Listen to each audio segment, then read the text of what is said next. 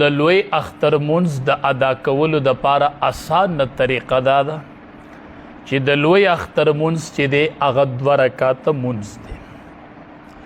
دا 2 رکعاته منځ چې دی دا واجب منځ دی، دا د عام منځ په شانتي منځ دی. د 2 رکعاتو واجب نیت په اتړي چې کله د 2 رکعاتو واجب نیت تا اتړو تکبیر تحریمه دی وی الله اکبر. چې کله د الله اکبر اوینو امام هم او مقتدی هم ثنا بشروع کی سبحانک اللهم نوالا ولا اله غیرک پوری بمنس امام هم وائی مقتدی بهم وائی. د تکبیر تحریمه نپس بیا د تکبیر تحریمه نپس پا 3 تکبیرات ویلی کی الله اکبر. لاسونه بوچت کې بیا بیداسی زوړن ساتي نو 3 پیری به تکبیر اوای لاسونه بپکی اوچت کې او داسې بای زوړن دی. بیا چې کله 3 تکبیرات تی اوی نو بیا به لاسونه په نامه باندې کې دی او بیا به امام قرات شروع کی. د نور منځونو پشان به دا رکعات وشي. 2م رکعت ته چې کله امام پاس یو سوره فاتحه هم وی او قرات هم وی نو رکوع لبنا نزی بیا به 3 تکبیرات وای.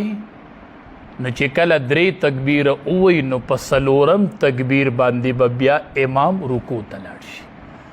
مطلب دا دی چې د اختر منځ د عام منځ په شان 2 رکعات منځ دی، خو په اول رکعت کې به د سوره فاتحه د شروع کولو نمخ کې 3 تکبیرات وای او په 2م رکعت کې بعد د قرات نفس چې رکوع تلانی تله نو 3 تکبیرات په وای. دا شپږ تکبیرات پکې تکبیرات زوائد دي، صرف دقه فرق دی، نور د عام منځونو په شانتي منځ دی.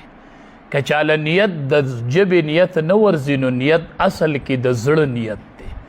بس چې داسې قدرې ووایي چې 2 رکعاته واجب د لوی اختر منځ ادا کوم سره د واړو تکبیراتو په دې حاضر امام پسې الله اکبر. اصل کې نیت د زړه نیت دی چې الله اکبر ووایي امام پسې ودرېږي نو دا هم کافي ده. دا د منځ طریقه ده او سبا چونکې د اختر منځ به ادا کیږي. رب العالمین دې مونږ ټولو له د اختر د منځ د ادا کولو توفیق راکړي او د هغې نه پس رب العالمین مونږ له د صحیح قربانو ادا کولو توفیق راکړي.